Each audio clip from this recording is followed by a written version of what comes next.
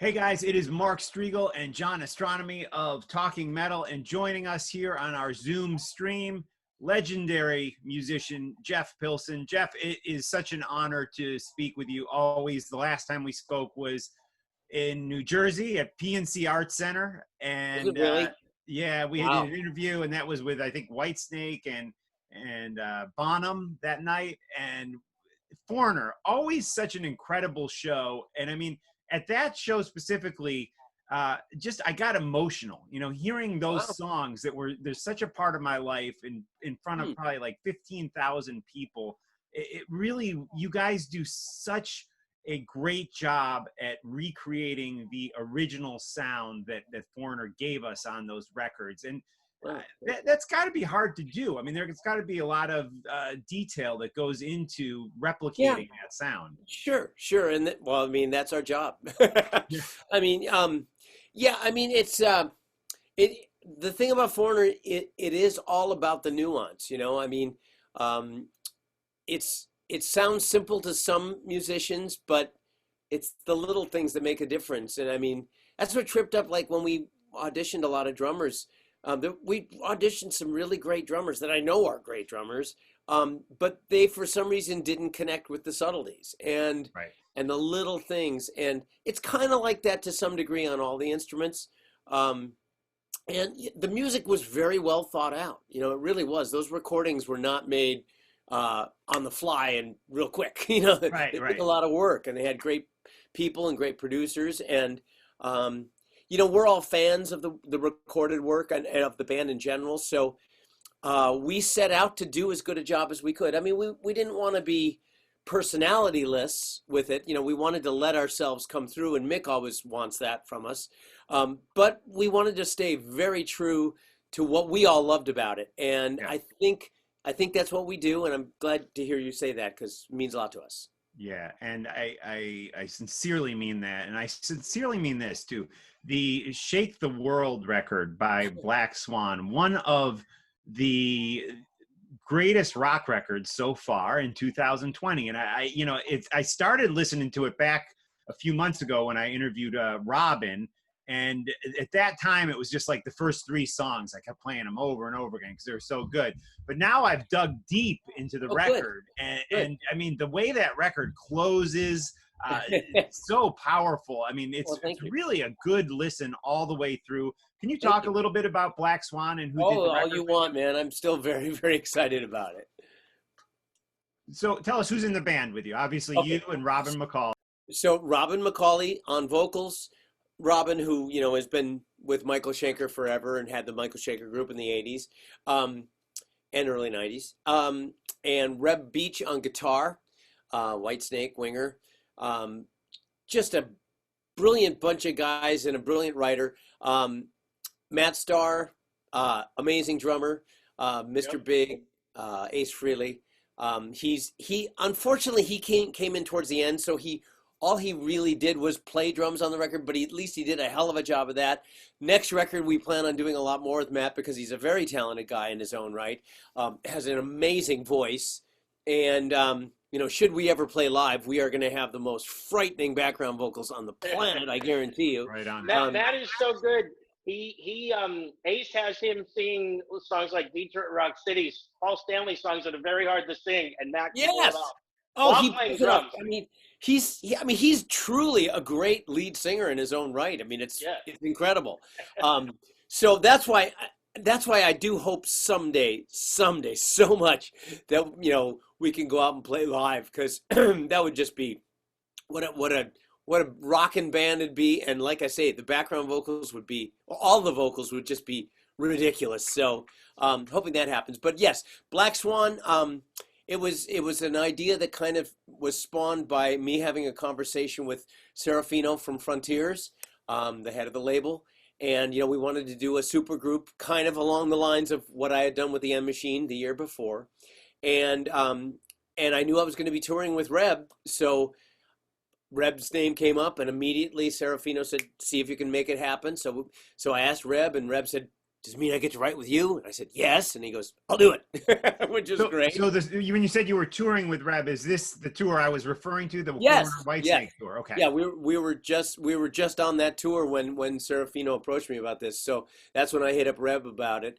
And yeah, that was summer of 18, which feels like forever ago. And then and once Reb was on board, Robin's name came to mind. One, because Robin's a dear friend of mine, and two, because I've always thought he was very underrated, and to give him an opportunity to really shine and show people what he's capable of was very exciting for me. So I asked Robin, and Robin, when he said yes, I knew we had something really solid. It took us a while to find Matt, but we started writing and recording before that, so made a lot of great progress. Fairly effortlessly. I mean, put in a lot of time and work, but it was all fun, and it all was very smooth, and everybody just put in their 150%, and I couldn't be more pleased with the results. Yeah, again, the album is Shake the World by Black Swan. And, I mentioned the closing of the album, and maybe it's just everything that's been going on in the world, but the songs like Unless We Change and Divided, United, which has this amazing break in the middle where it just kind of shifts gears. I don't know what those songs are about, but just with everything in the world right now, it almost made me feel like they could be interpreted very well in these times. Yeah, well, I mean, you try to write timeless material. That's one thing. I mean, I'd love to say that we were prophets and we knew that all this was going to happen, but certainly we didn't. What we did know is there is a lot of division and there is a lot of reason for needing to change. I think we all agree on that to some degree or another.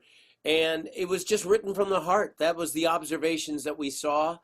And we wanted to reflect it in the music. I mean, listen, I don't want to get overly political with something like Black Swan or overly topical, but it is nice when you feel something really strongly. It's very nice to have an outlet to write about, and that it all just kind of came out naturally. And like I say, very excited about how it all turned out. So, Jeff, I wanted to ask you, now, did you record everything in your studio, Pilson? Yes, everything was recorded there. Now, I saw something online where you were giving everybody a tour of the studio. And let me just tell you, I am a gear fanatic. So I was in heaven. Yeah, exactly. So I'm looking at all those heads you got behind, those are amazing. And then you had so many guitars that were great, basses from the 50s. Like, I got a lot of cool guitars, but most of these are like 70s and, current. Now, one of the things that I thought was amazing was that the Mellotron. Yes. Not everybody even knows what a Mellotron is, but a Mellotron is a cool keyboard, listeners, that can do a bunch of different things, and you know it when you hear it. Now, you got a Mellotron that Foreigner rented off of you. Yes. Long before it was on like layaway. It was like on layaway, basically. Yeah. Tell that story to the listeners. Let me see, 27 years before I joined the band. It was or 26, I guess. So yeah, I was buying this Mellotron from American Music in Seattle, and yeah, of course I was a broke musician, but a big prog guy, and Mellotrons are very, they were very, very in vogue in prog bands. They were almost a necessity in a prog band, and I always wanted one my entire life. Anyways, got this one from American Music, was making payments. And in the summer of '78, Foreigner came through Seattle, and they called American Music because when the plane landed, apparently the box that had their Mellotron in it just crunched it. And they are they're pretty temperamental. They're not great touring instruments, to be honest with you. There's, the digital replacements of nowadays are far better for that. But in the '70s. You had to do what you had to do. So they called American Music and they said, do you have a Mellotron for rent? And they said, well, we do, but we've actually sold it. Let's call the guy and ask him if he'd rent it to you. So they called me and they said, hey, Foreigner wants to rent your Mellotron. Are you up for that? And I said, yeah. They said, yeah, they'll get you into the show. And great, because, of course I was broke, so I wouldn't have been able to afford to go to the show. So anyway, and yeah, when I walked into Veterans Stadium, as I was walking in, and this is not this is true, the truth of the story. They were playing the part in Cold as Ice that has the strings, which they were doing on the Mellotron. So I walked into the stadium hearing my Mellotron over this gigantic PA, and That is amazing. And it was very funny. And that's a story that when I told Mick Jones that, he couldn't stop laughing. He just thought that was the most amazing. And it really is. I mean, think of how serendipitous that is. Yeah. Of all the people, I mean, they had had some problems with Mellotrons before. They had never just cold called a music store to rent. Right. So what are the odds that the guy that they would rent from 26 years later would be in the band? I mean, that's a pretty cool story. It's amazing. And it what is. I also think is just as amazing is like you've been in the band for probably about 15 or so years now. Is that correct? 16, but who's counting? Yeah, it's amazing. But that's such a great story. And then I'm gonna let Mark. Mark has like a ton of like relevant questions, but I love these gear questions. Now, one other thing, I want to ask you about that amazing 12-string that Tom Petty and all these other people like used to use, and then you finally got it. Want me to go grab it? Yeah, grab it. Yeah, right I love it. So yes, this is a 1964 Fender Electric 12. Wow. And I'll just put it on this for a second. It is actually the same, not the exact same guitar, but the same kind of guitar that Page played on Stairway to Heaven, you know, at the end. You know, that stuff. Anyway. That is amazing. Yeah. It's in such great condition. That's what, I mean, how do you, it's amazing. Well, it's like, okay, I bought it from this rental place, and it was a rental place that I used to rent from a lot in the 90s called Andy Brower Rental. Great studio rental place here in LA. And Andy just took great care of his gear. He found really great gear. And I used to rent this, like I say, a lot in the 90s. And I would always say, I got to get that 12-string from you. And he'd always say, yeah, you and Petty and Harrison and Dylan, they've all offered to buy it from me. You know, they throw money at me. I'm not selling. And then, of course, several years later, he called me out of the blue and he said, hey, still want that 12-string? And I was like, yes. So I might have paid a little more than market price for it at the time, but it was so worth it to me. It is worth it. It's beautiful. It's a beautiful guitar. It has so much history. Plus, it's going to have more history because you're going to use it on all the recordings that you do that needs the 12-string. Well, I have been for years. I mean, I mean, I know on the TNN record, George played it a bunch, and the Lynch Pilson record, he played it. I'm sorry, the End Machine record, he played it. I mean, yeah, we've used it a lot over the years. That's great. Notice I had to think about which bands I was in. Yeah, you had a lot going on. End Machine. What was the name of that thing again? Robert Mason, right, did the vocals on that. It was another great album that you did rather recently. And of course, we were talking about Black Swan, which is Robin Mcauley on vocals. Now, you worked briefly with him back in MSG, right, with the Mcauley Shanker group. Right? Yeah, I in '91. James Kotak and I were the bass player and drummer for the MSG record that we did that year. And it was just one of those instant chemistry things. We just, I mean, we'd spend a lot of time just Shanker and James and I just jamming, and it was so much fun because Shanker's so great, and he was, he's a wacky guy, but I love him to pieces, and he's such a great player. And once you get into the playing zone with him, it's not wacky at all. It seems right, so it was just fabulous. And during the making of that record, that's when I really became close friends with Robin, and we've remained so ever since. I was the best man at his wedding. Wow. So that was where I first worked with Robin. And I mean, I was just so impressed by him. I remember when we were recording the record, as we were doing every single take, he would sing full out every time because he wanted each take to have the maximum vocal energy to spur us on. And it was like superhuman to watch him work. I mean, I was so blown away by that. The only other guy I've ever seen do that is Dio. Ronnie used to do that too when we would be doing takes. He would just be a superhuman guy back there singing. And Black Swan sounds, on paper you see, Winger, Dokken, these different names, like as the groups you guys come from, but it sounds more like Dio to me than any of those. Which, I mean, you were with Dio for although I did not invent the Dio sound by any means. At times, especially those first few songs on the record, definitely have that Dio vibe. Yeah, and it's funny because when Robin sang me the melody for "Shake the World," which is the opening song, when he sang it to me, I went, "Wow, that sounds so much like Ronnie." He goes, "Really?" So he wasn't even aware of it, but it must have been an unconscious thing on his part. I think part of it is just hearing somebody with that kind of power, singing heavy, but still very melodic. Yeah, definitely. And he's got the rasp in his voice, so, it kind of can't help but sort of have a little bit of that going.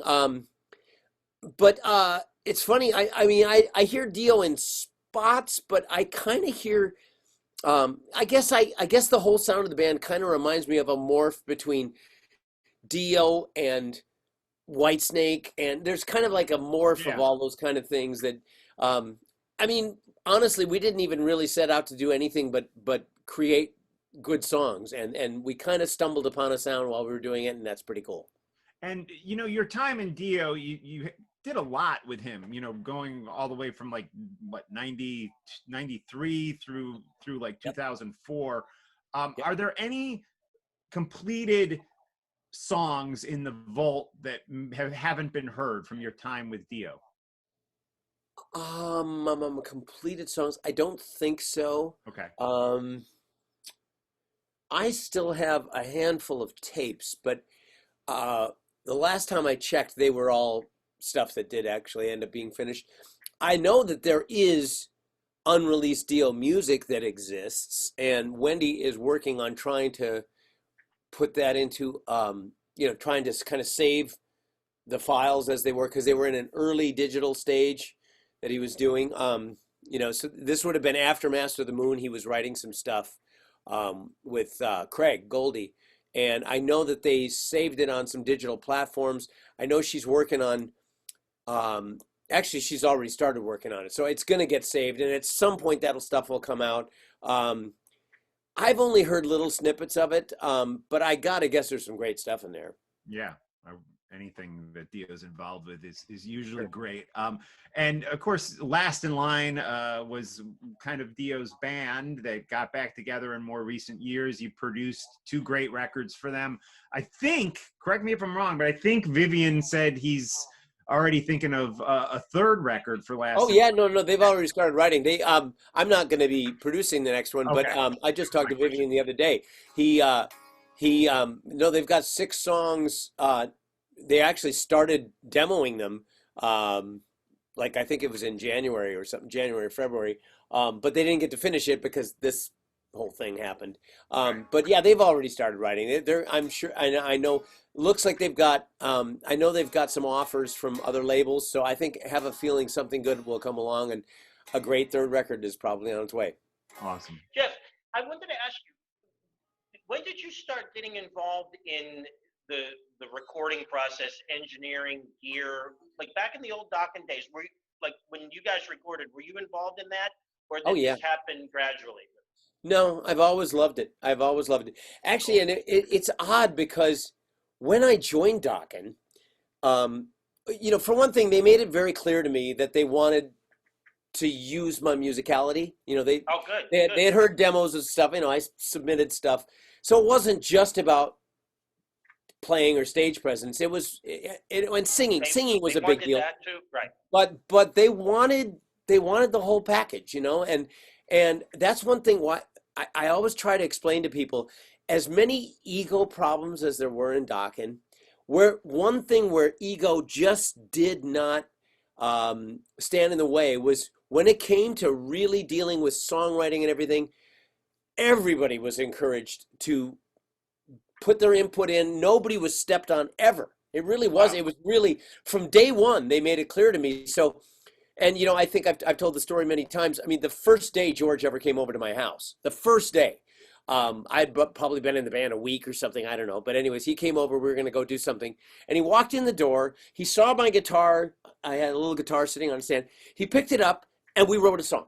First day, the first day that we ever, I don't think it was anything we ended up keeping, but we might have come up with a part or two that did. But I mean, that's how instantaneous it was. That's great. That is Yeah. such a cool thing Yeah, to hear, you know, especially with everything that people might think about how the inner workings of Dokken was. The cool thing was when it came to the music, everybody was encouraged to do their thing. And what I think is great is that part of what you brought to it was your expertise in the studio. Well, and that's one of the other bizarre things is, you know, when we got to doing the Tooth and Nail record, which is the first record I did with them, of course, we had, you know, the writing pre-production was very good. But when we got in the studio, you know, the producer that we had did a couple songs with Don.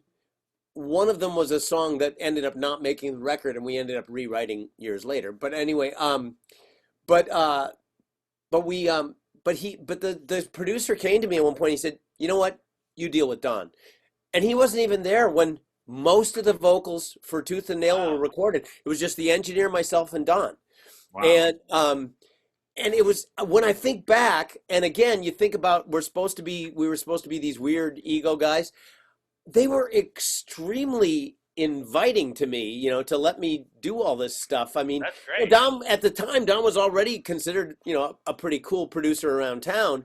So he could have told me to go screw myself, but he was like, he was just very, very, he wanted somebody to, you know, to bounce off of. That's so cool. I mean, to me, that's so cool because I you know, I hear stories so much about people fighting in the studio and just, you know, wanting it their way. And the fact that Don, who was already, like you said, an established producer around town, just was, to you, a newer guy, go for it and let you produce all, basically you produced the vocals on that record. Basically. I mean, for the most part, yeah. And I mean, it was, yeah, like when I think back on it, it's just very odd how much he trusted me. And you know, we were happy. We knew we were getting good results, and he knew that I was a hard worker, and I think that kind of made it a difference too. But I was just soaking up things like a sponge because, you know, we were working with an engineer that had recorded, you know, Queen and the Cars and, you know, Journey and all this stuff. So I was so amazing. Just, and I befriended him, did a lot of drugs with him too, but but we became very close, and I just started learning so much. So from now on, I mean, on the Underlock and Key record, I probably produced a couple of the vocals, but Neil Kernan really did most of them on that record, and certainly on Back for the Attack. But by Back for the Attack, I wasn't in the studio as much when Don was recording his vocals. Some, but not all. Not like with Tooth and Nail. Tooth and Nail was the one that I really kind of had to, you know, but I wanted to do it, so it was great. But I was totally involved in all aspects of the studio from day one because I've loved it. I've always loved it, and you know, producing was always something I wanted to do. And Jeff, before we let you go, it has been 35 years since Under Lock and Key. It's the tour I first saw you on, opening for Priest. The Turbo tour, you guys were out on the road with them. Any quick memories you could share about that record, going into the studio to produce it and work on it?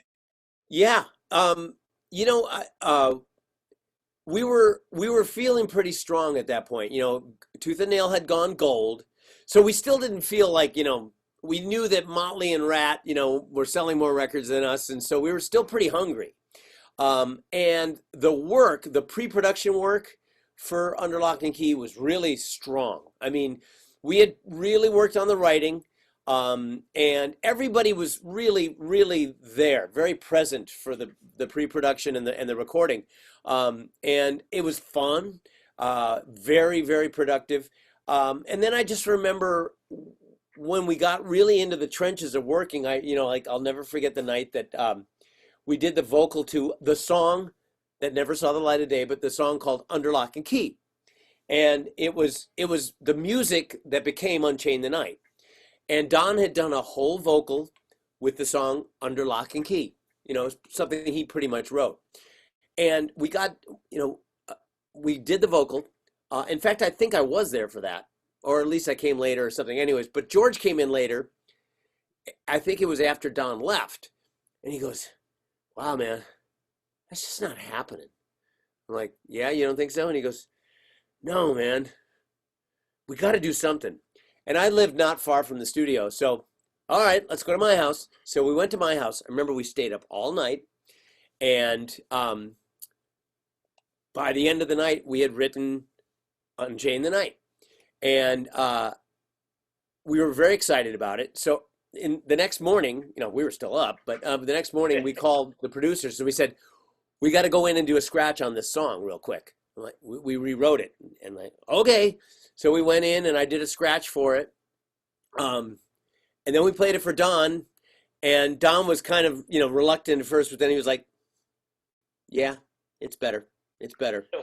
Right. Wow. And so he had to sing Unchain the Night, and I was so impressed with how well he did that. And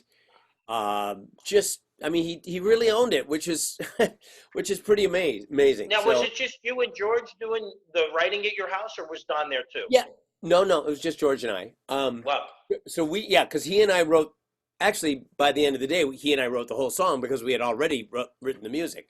There was a couple of spots though, like the Never was part of his Under Lock and Key song. So that somehow, because the song was called Never Unchain the Night, so it somehow worked to keep the Never in there. So there was a couple spots from the original vocal that were kept, but yeah, I mean, things like that.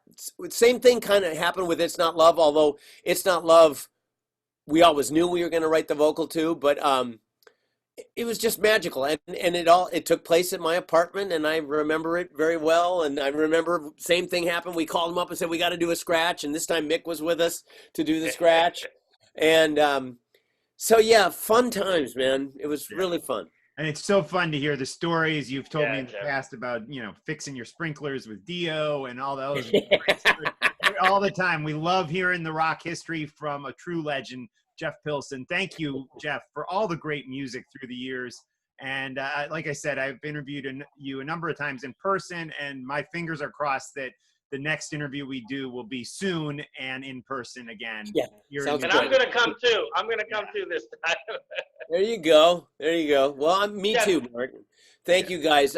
Always appreciate being here. And yeah, let's hope the world of concerts starts up again soon. Back up again. Yeah, absolutely. Jeff, thank you so much for doing this. Thank you. We really appreciate My it. pleasure. Sorry about the technical issues, and right. we hope to see you soon. Thank you, guys. Talk to you soon. Stay healthy. Thanks, Jeff. Yeah, you too, Jeff. Thank you. Take care, everybody. Bye-bye. All right. Ladies and gentlemen, Jeff Pilson of Dio, Dokken, Foreigner, Black Swan. That Black Swan record really is good, John. So we are right now waiting for, I'm getting dozens of texts here from people saying we're not live. What's going on? I know. We'll just have to. Maybe I'll try it again.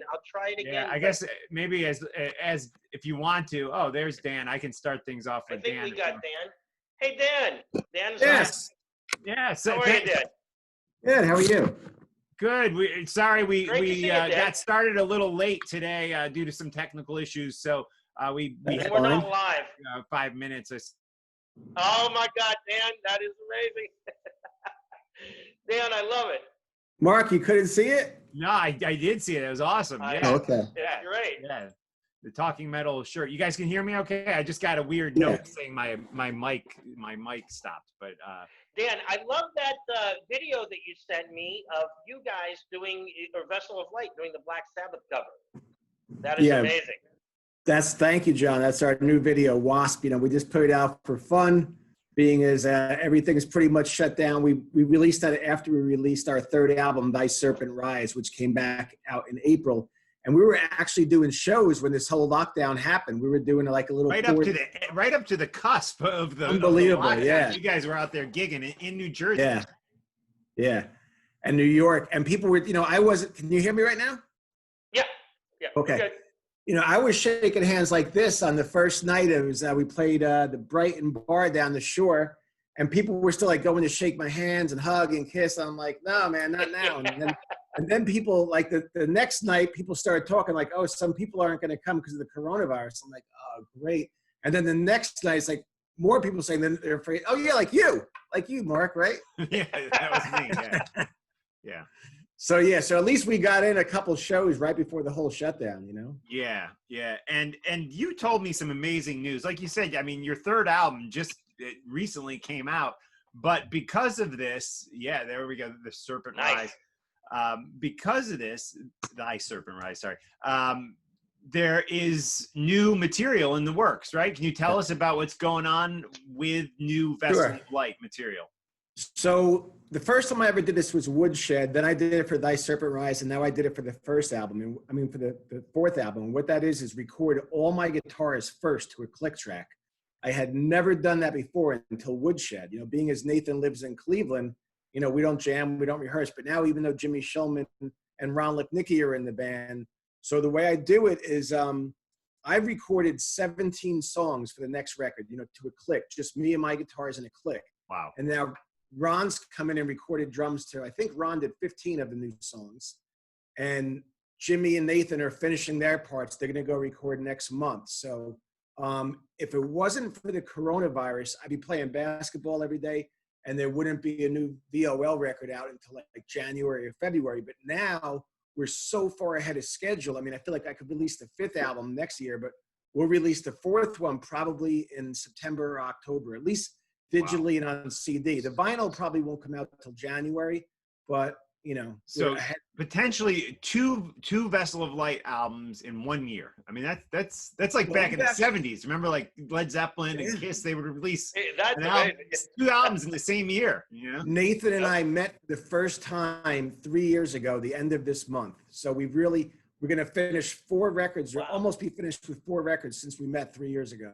That's amazing. Now, Dan, so I saw Nathan when I was in Ohio last year, Right. and we hung out at an Ace Freely and Like It gig, and then I saw you guys at Dingbats. To come see you play. No. I saw you guys at Dingbats, but then I came to see Vessel of Light at Dingbats. Oh, I didn't know that. I don't remember that. Yeah. Are you sure? I'm positive. All right. I brought the drummer from Like It, Mike Lincoln, and I brought Finn, and we totally saw Vessel of Light. That was at Dingbats, right? We did play Dingbats twice, yeah. You were doing like a 3-show thing. You had one in Jersey, one in Connecticut, and maybe one other gig somewhere. Yeah, we played the New England Doom Fest, the New England Stoner and Doom Festival. John, your voice is dropping out a little bit. Mark, you hear him all right? And you hear me? Hello? Yeah. He's fading a little bit. Yeah, John, Okay. just make sure you. Okay, not sure what's the story on that, but Yeah. Yeah, it's just really, really faint. I'm not exactly sure what happened, John, but yeah. So, Dan, the direction of the newer material similar to what we've heard in the past, or Yeah, pretty much. I mean, you always want to be diverse. I'm definitely doing some things. Like I wrote a song a few weeks ago that didn't have an augmented fourth in it, which was really like pretty amazing for me. Right. I wrote a few songs on this next record that aren't even really tuned down far. Like the E string is a D, which for me is not that far tuned down. And there's some songs that are definitely a little bit like that approach the 5-minute mark, where almost everything we've done together so far as Vessel of Light is 3.5 minutes, 3 minutes, 4 minutes tops. There's a couple songs on the next record that are, you know, at the 5-minute mark, but it's really heavy, really angry. You know, I mean, I don't think anybody's gonna be shocked, but there's a few things like I wrote this riff, and I said, you know, I was trying to map it out to the click track, and Ron Lipnicki told me, oh, it's 6/4 timing. I'm like, oh, all right. I didn't even know I wrote in 6/4 timing. So it's really exciting. It's great. I love it. I'm so happy with the band, you know. And do you envision then more gigs in when things clear up in 2021? Yeah. Like, what are you thinking? Yeah, we were supposed to play 5 shows this month. We were supposed to play the Maryland Doom Fest. We were going to do a little run down in Delaware with Blackwater Rising, Brooklyn, and Jersey again. But the Maryland Doom Fest was for June 19th. So obviously that's not happening. And that was postponed to like the night before Halloween. And I'm starting to worry that even that's not going to happen now. So whenever we're allowed to play again, we'll start playing again, you know. John? Yeah. I don't know. I guess we can't. I don't know what's happening to your mic, John. You're fading. Not working at all? I mean, it's just very, very quiet. But yeah. So when you look back on some of your entire career, are you more excited? It seems like you're really, really excited by the Vessel of Light stuff. And I mean, you've had some amazing stuff that you've done in the past, like The Cursed with Bobby Blitz. And, you know, I was a massive fan of nonfiction and, of course, the Hades. But is there an excitement, a fire in you with Vessel of Light that you maybe didn't have with some of your other projects? Or is that a little bit? I mean, I feel like I found the perfect writing partner with Nathan, but also I guess I never expected to do this. I mean, when I discovered Ancient Wisdom, I guess it was about 3.5 years ago, I hadn't played guitar. I'd only play guitar in the winter for, you know, occasionally play along with some old Kiss and Aerosmith records, AC/DC records. I really wasn't trying to be in a band. I guess the last Hades show we did was in Germany with Twisted Sister in Queensryche in 2010. We played the Bang Your Head Festival. I think we did one show the year after that. But I really just wasn't even playing guitar. I had a bunch of riffs laying around, which eventually became the first Vessel of Light EP. I wrote a couple new ones when I met Nathan. But yeah, I can't tell you both. I mean, like John, you know it. You were out of it for a long time, and then you get back into it, and you're obsessed with it, you know? Yep, yeah. Can you guys hear me now? Perfectly. Okay, good. Much better. So that would be amazing. I mean, we're hoping that everything kind of returns back to normal sooner than later. You know, I did see you're in the tattoo business too, which I wanted to mention. Yeah. Tattoo parlors, June 22nd in New Jersey. Yeah. Any comments on that? Any thoughts about that? Well, my wife calls him Overlord Murphy. You're allowed to do pretty much everything else. You can go in the street and riot, but you're not allowed to have a one-on-one, you know, session in a tattoo shop with masks. It was all very confusing. And it seems like there's one set of rules for certain people and another set for others. So, I mean, they initially didn't even say tattoo shops were going to be open in the first phase of phase 2. I don't know why they have so many different I mean, they have so few phases when they seem to be, it's just ridiculous the way they do it. So yeah, tattoo shops. I work for a company called Painful Pleasures. We sell tattoo supplies all over the world. And tattoo shops have always been a really safe place. You know, even I got a bloodborne pathogen test a few years ago, and I realized how much safety is involved in the tattoo business. So it was kind of silly that certain things were open and tattoo shops weren't. But like you said, June 22nd, they reopened in Jersey. So that's great.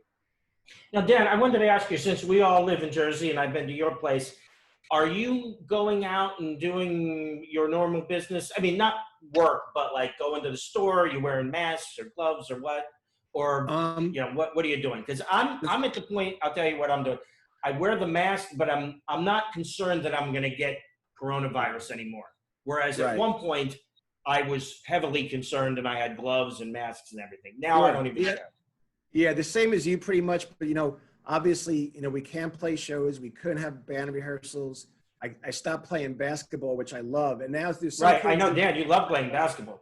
Yeah, and there's people playing hoops, but my wife and I, Gina, we're leaving for Key West a week from Sunday. I don't want to get sick before then, but now, John, like you said, I mean, a month and a half ago, I was literally picking up apples in my Uncle Giuseppe's with a Lysol wipe, you know, like I was really being crazy about it because the media tries to, that's their job, is to scare you to get good ratings. When you look back on pre-Vessel of Light material for you, because there's like I said, there's been a lot of it. You've had your solo record. Hey guys, I'm back. Your stuff with Hades and nonfiction.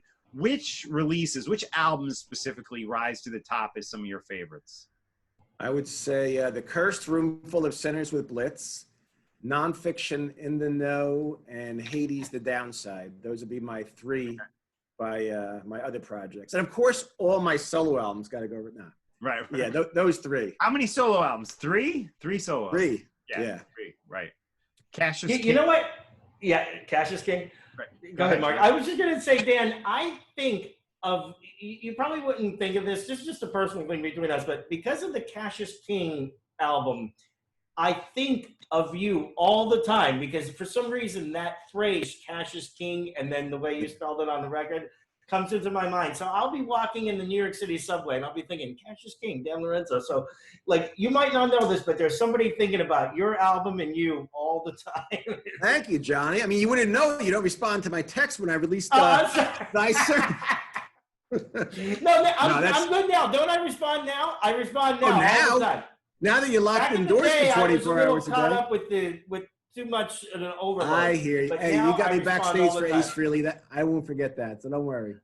Okay. And of course, I tell you, it wasn't a record, but the damn Screaming Metal video I told you I watched the other night, those two shows were fun as hell we all did together. We did great. I would be willing, God, I'd be willing to beg you to do another show with us. I mean, like, I loved playing those gigs. So you put a band together and me and Mark will play. My right hand, I can't pick down fast anymore. I was doing push-ups for about 1.5 years, 2 years straight, and my right wrist still prevents me from playing a lot of more up-tempo songs. Thank God I play in a doom band now, you know? Well, we can work it out. So we'll work at I'll pick the faster parts. You can pick like slower. All right. Well, Dan, thank you so much for checking in with us. Where's the best place people can get in touch with you online? Oh, just my website, danlorenzo.net. If you want to buy the Vessel of Light CD, Thy Serpent Rise, you can buy it from my website, Amazon, iTunes, Amazon Music, CD, baby. You know, it's pretty much everywhere. So I'm hoping people check out Vessel of Light, Thy Serpent Rise. I know you guys have been big supporters, and I greatly appreciate. Yes. Yes. And for the podcast version of this, we can play a song right now. So what song would you like to play for the why don't you play podcast version? Rush of Blood would be you nice. Got it. Rush of Blood by Vessel of Light here on Talking Metal. Dan Lorenzo, you're welcome anytime. Please come back soon. Thank you guys. Love the music, and thanks for consistently, giving us so much good music through the years. Yeah. Thanks, guys. Great talking to you. All right. Be safe. Tell Gina we said hello. I will. Thanks, Johnny. See you, Mark. Thank you. Bye-bye. Hey, big thanks to Dan Lorenzo and to Jeff Pilson. And right now, our next guest is the one and only Ryan Spencer Cook of all my favorite bands, the Ace Frehley Band, the Gene Simmons Band, Hair of the Dog, Big Rock Show. How you doing, Ryan? I'm so happy to be here. I can't stand it. How are you guys? We're good, Ryan. We're so doing nice great. to meet you. I've seen you play live with Ace a number of times, and it's nice to finally talk with you. Let's start off with you two guys. Where did you first meet? Do you remember? Let's see. Ryan? It would have been I'm gonna say it probably was on a Kiss cruise or Kiss convention, right, John? You know what? So I would have normally guessed that, but it was Jeremy, I think, or Phil who said that we met first in St. Paul, Minnesota at the Matter event. Remember that? Now, that was a charity event that That's you right. guys did. You played in a stadium with Gene Simmons. It was Gene Simmons Band, Cheap Trick, Don Felder of the Eagles, which you were the backup band for, Flip, a bunch of great bands. That's right. And then Ace joined you guys. And so that's when I first met you, according to those other dudes. But real quick, before we do that, I just got to tell you, I see Kiss in 1974 in the background there on your TV. You see that? Yeah, you do. That's great. So anyway, we met at the Matter event. We met at that Matter event. We had a great time. Tell everybody about that. And then, Ryan, I want to get into a lot of stuff that I heard from the other guys about how you put all of this together. But why don't you share your memories on the Matter event? Okay, first of all, on the Matter event was so great. It was a lot of fun. We've been playing with Gene for a long time at that point. Well, not a real long time. But the cool thing was being asked to play for this event. Gene told us, he said, guys, there's a really good chance that Ace Frehley is going to come join us tonight. And Philip and Jeremy and I were so thrilled about this and loved the idea. And it was so awesome.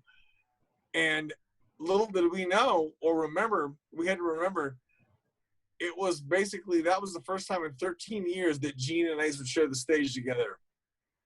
As Kiss fans, it was amazing. You were there. PJ was there.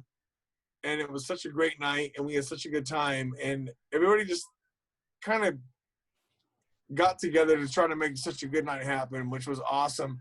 And the cool thing was, though, as Kiss fans, like all of us are, everybody wondered how it would be to have those guys, to have those two guys together. And you representing Ace as you did, and PJ was there as well.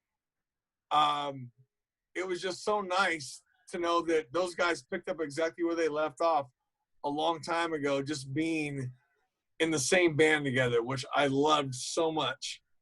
And to be able to do songs with Gene and Ace together was just, I mean, come on. I was high-fiving my 8-year-old self the whole entire night. Yeah. No, that was an amazing experience for even me, just being on the side of the stage when those guys were together on stage. And you guys are so good. And everybody knows this, but just in case anybody who's watching this is not aware, you know, you, Jeremy, and Phil are an amazing combination. And Thank you. You know, these guys came in, Ace came in, no rehearsals, no anything, and you guys just knocked it out of the park. Right. And it really was a baseball Thank park. you. And it was just a great gig. And It what was. that brings me, It was. You know, how great was it? How great was it that we were in a baseball park that night with Cheap Trick? Thank you. Right. It was great. Yeah. It was amazing. It was a dream come true for all of us who, when we were kids in the 70s, that would have been our dream gig to go to, Kiss and Cheap Trick. Absolutely. So, And Brian, then what people really don't even know is that the very next night, you guys did it again in a private place, which was really in an airplane hangar. And you know, you guys were playing with Don Felder of the Eagles. I mean, like, amazing people. Just to see everybody there together at the time, I mean, it was a great time for music. It was a great time for the Matter charity. Everybody should look that up. It's called Matter, M-A-T-T-E-R. And we just had a great 2 or 3 days together, and it was cool. So I'm going to turn it over to Mark, and then I'm going to come back and ask you another question. Okay, great. I want to ask you about your history and who some of your influences besides Kiss growing up. But before we get there, what is, you play in Ace's band, you play in Gene's band. What would you say are some of the major differences between you playing in those bands, and what are some of the major similarities? Sure. I'll start with the differences. I'll tell you this immediately. I love both of those guys so much because of the opportunity that we've had. Gene, I'll start with him. We could do anything we wanted on any given night, meaning if it was Chuck Berry, if it was Dynasty, if it was Unmasked, if it was whatever, we would go, hey, Gene, will you try this? And he would go, he never told us no. And he would always say, I would like to, well, what? I'll try it. I'd like to, okay. He never told us no. I love that. The difference with Ace. Crazy. Oh, God, are you kidding me? The difference with Ace was we were very Seabiscuit. Okay? Right. Meaning that Ace had something cut and dried that we would start, we would learn, we'd figure it out. Every once in a while, we would change the song, but Ace was very much a creature of habit. As to where Gene was not and would do something different every night. I loved it both ways because, number one, I'm going to tell you guys something that you both understand. My friends and I got to play with half of the original Kiss lineup. Amazing. Right. I'm going to tell you that we're not more important than anybody. We never have been. We never thought that. But I will tell you, I know a million people that I'm aware of a million people in the world that would love to play with half of Kiss. Correct. And I love that so much.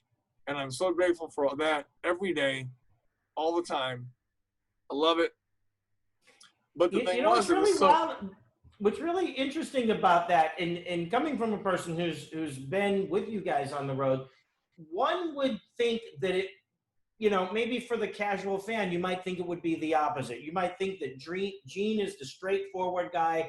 He wants everything a certain way, and that Ace is sort of like the, maybe, you know, guy who was having a lot of fun on the road. But it's the opposite. Gene was the guy who was willing to just say, "Oh, we'll try charisma tonight, or we'll do some obscure song." But it was so Gene was willing to just kind of go for it, whereas Ace was more structured, which is not Ace's sort of Kiss reputation. So that was pretty cool. Exactly. Yeah. What a neat thing. Completely. No, the whole thing with Gene was we would try everything all the time. We would start something, and then in a verse, and he would stop it. Ace was like, nope, we're going to do what we know and how we know it. We're going to be great and do that whole thing. And let me tell you something, man, we have like lived and loved every moment of that whole scenario of Gene winging it and Ace not winging it. I mean, come on, you're playing with half a Kiss. And that's like the biggest thing. Like I high-five myself, my 10-year-old self all the time.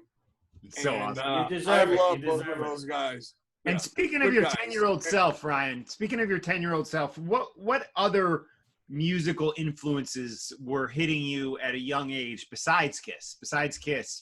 You know what? I'll tell you something that was crazy is you'll think this is weird, but it is true. I always had like an obsession with like synthesizer noises and stuff like that. So when I heard like the horn on the beginning of Running with the Devil, I was obsessed. When I heard the siren on the beginning of Riding the Storm Out, obsessed. I loved all that stuff.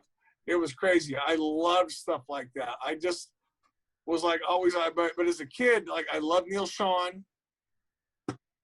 I love Gary Richrath. Right. Fast forward, you know, man, I can remember like buying Skid Row record the day that Slave of the Grind came out, and it was debuted as #1 on the Billboard charts. When I was living in Florida, I was 20 years old. You know, it was just like, man, my musical spectrum goes so far and swings back and forth so wide. You know, I mean, Craig Ross from Lenny Kravitz's band. Craig Ross from Lenny Kravitz's band is like one of the baddest motherfuckers on the planet. You know, I love when a city influences a player like a New York guy or whatever. So man, I'm all over the place. You know what? I love Marty Robbins and country music. I love the whole thing. Yeah. Hey, you mentioned Gary Richrath. There was a certain burst that he had that was called the Richrath burst, Les Paul, that was considered one of the best guitarists. And I loved it to hear you mention him. And I swear I was just talking about him the other day. And what made you like him? Because you're one of the first people that because he was the king of what I kind of consider the pentatonic, major minor pentatonic guy. And you can sing. His solos were a song within a song. Kevin Cronin was so great at constructing a beautiful melody. And the minute you heard it from a friend who, all of a sudden, Gary Richrath had a guitar solo that complemented that so perfectly and was so awesome and such a great guy. And man, I hate that he died tragically and everything, but man, that fucking guy was so cool. And the way he wrote a guitar solo and everything, it was just a good guy. I never really like that. Yeah, I never told this on Talking Metal, but the Reo Speedwagon was literally one of the maybe first few concerts I ever went to because they came to my hometown of Johnstown, Pennsylvania. So I've been a fan of theirs forever. And the first time I did, I had a chance to say hello to him, and that was an honor for me to do that. Good. Now, you mentioned Skid. By the way, go ahead. Skid Row. No. Go, you go. No, I was going to say just real quick, one of the other great things is like whenever you get a chance to watch anything about Reo Speedwagon and listen to them talk about the times when they were so struggling so hard, but then they looked at the hotel room window one day and saw people lined around the block. That's why we all play guitar. And I just love stuff like that. And it's just like a really, really good story. They were just like a really good band. No doubt about it.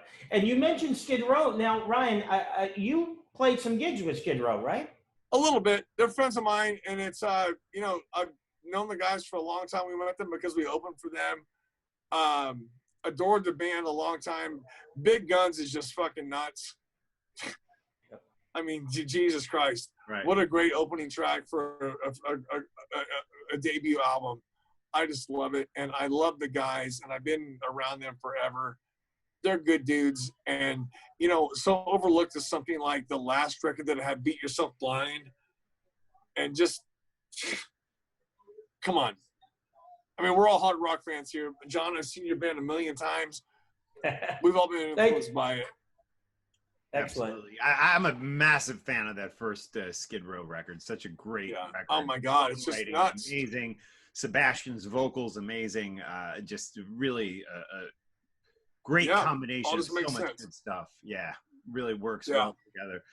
Ryan, so you're a professional musician. You've had a lot of just amazing moments. Besides, you know, being on stage with Ace and Gene at the same time, literally. What are some other career highlights for you? I'm going to tell you, one of the biggest things that I love so much was just, you know, growing up in it's funny, I grew up in Topeka, Kansas, which is right in the middle of the country, right? So I always tell people I grew up in Central America because it's Central. Central America. It's America, right? I love it. So anyway, the thing was, man, it was just so much growing up wanting to do something and always reading Hit Parader and Circus and everything, and like looking at my favorite bands like your Zeppelins and your whatevers and the whole deals and cheers. You know, I like that. Here, cheers. Your Skid Rows. You gotta bring that back. Let's do a toast. Toast. It's actually a margarita. Hey, can I show you my friend who's here real quick? Hey, Skid Row's here. Look. Hey, how are you? What's going on? What's up, dude? How are you, man? But anyway, we were talking about like favorite memories and the whole deal.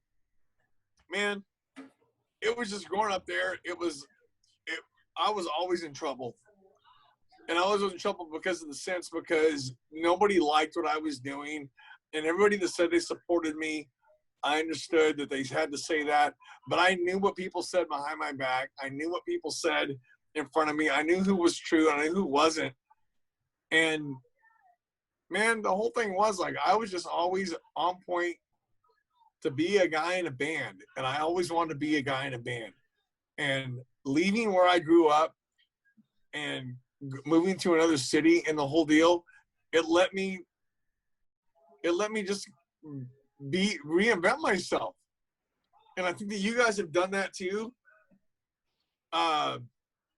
It's just, well, Ryan, the one thing that I want to say in front of you, because everybody in the business side of our team Ace knows this, and Team Gene, but and Jeremy and Phil both told this story before, but you're the guy who made this happen. And the big thing is that you're the guy that Gene Simmons, the person that all of us, I don't know anybody who doesn't love Gene Simmons. Gene Simmons, who only likes and respects a certain type of a person. Right. He respected you enough to say, Ryan, put together a band for me and just go for it. And you did it. And you're right. How did that even happen? Like, tell that story, because I think that's amazing. I don't know anybody else that can say that in the entire world, that Gene Simmons says, I want a band and I'm going to trust one guy, Ryan Spencer Cook, to put that band together. Yep. And I thank you for recognizing that. I thank you for recognizing that. What happened was Doc McGee asked me to be on the Kiss cruises, and we were on all of them. And then Gene would watch every night that I played with my band. And what happened was, and I'm giving you the Reader's Digest version because I don't want to bore everybody with everything.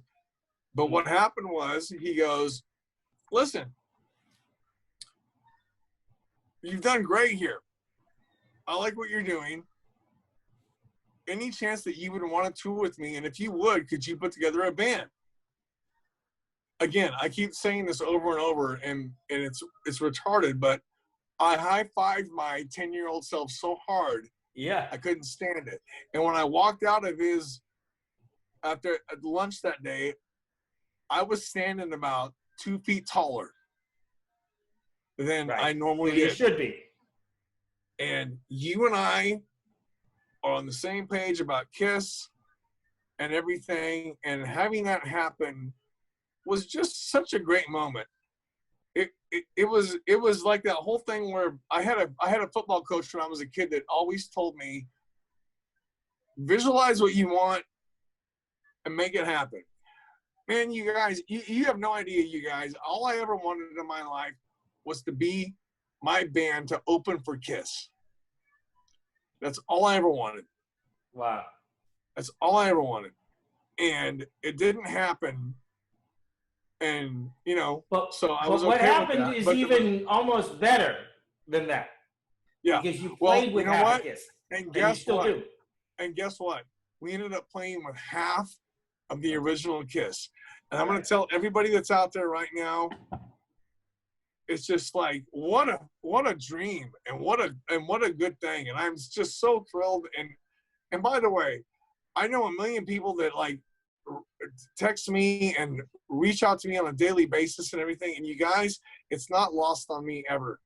I am so aware of how great it is to play with the guys in Kiss. And it's 2 of them. And I love it, and I appreciate it, and I'm never, ever, ever going to pretend for a minute that it doesn't matter, because that's all I ever wanted my entire life. Absolutely. And Ryan, now I want to ask you about Hair of the Dog. And I know you guys have something new out that includes a new 2020 remix. Tell us about the newest Hair of the Dog and everything that's going on with that band, which is you're the lead singer. Sure. So I was in Hair of the Dog forever. And Desmond Child actually talked to me in Nashville, moved me out there, got me in the band. So what happened, here's the Reader's Digest version. We put out 3 records. And now what happened was everything, now that everything's done, all the rights are reserted or have come back to us. Cool. So now everything's available again on iTunes, Spotify, everything, the whole deal. And everybody can get it now. And it's just, we're happy to re-release everything. And I want to tell you all that no one knows this now, but I'm going to say it. It's going to be available on a double gatefold vinyl version. That is amazing. We love that. We both love that. We're thrilled about that. So it's great. But no, man, Hair of the Dog was, 10 years of my life. And we're thrilled that it's coming out again. And can't wait for everybody to hear it. It's great. We love it. I can't wait to get the gatefold. I can't wait to pull the plastic out and open that up and look at it. That's what we loved. And I know you loved about going to the record store and buying a physical record back when we were absolutely, younger. Absolutely. I love it. Yeah, it's great. And Ryan, where's the best place people can get in touch with you online? Is there a website, social media page, or? You know what? I'm going to tell you right now, on Instagram, it's Ryan Cook 1969. And on Facebook, it's Ryan Spencer Cook. Also, we also have a new Hair of the Dog page, which honestly I can't remember the name of right now because it just was launched today. You got to search it. We'll find it out. We'll figure it out. We'll put it in there. We'll put it on talkingmetal.com. We'll put that in the show notes for today's episode, guys. And Ryan, I wish Gene would. I know we're in this weird time where there aren't a lot of live shows going on, but I wish he'd do more shows in the New York City, New Jersey area, because I don't really feel. I know you did one out in Long Island with him, but I don't think. Correct me if I'm wrong. That he's played New Jersey or New York City. It's been a while. You know what my dream is? I would love if we did a Beacon Theater. That would be amazing. Oh, that's a great venue. Right. Yeah. It would be absolutely amazing. And I love that you pull out, that you guys talk to Gene, you get him to do some of the off the beaten path tracks. I was so excited when I saw the video of Charisma, you guys rocking that. How about, here's a couple. How about Tunnel of Love? Would love to hear that off the song. Oh, I love it. Betrayed is always a good one. I love Betrayed. Those are two that I'd love to see in the set list. I mean, I'm for like you did Betrayed. with Ace. I saw you do with Ace. You played the whole '78 solo record here in New Jersey. Yeah, I would love Gene to do that because I was a massive fan of the Gene Simmons solo record. You know, Living in Sin. Oh, I love it. I'll tell you something Wish funny. Upon a Star. Anytime I that want we to hear it all live. Yeah, I love that. And I'll tell you something funny about Gene.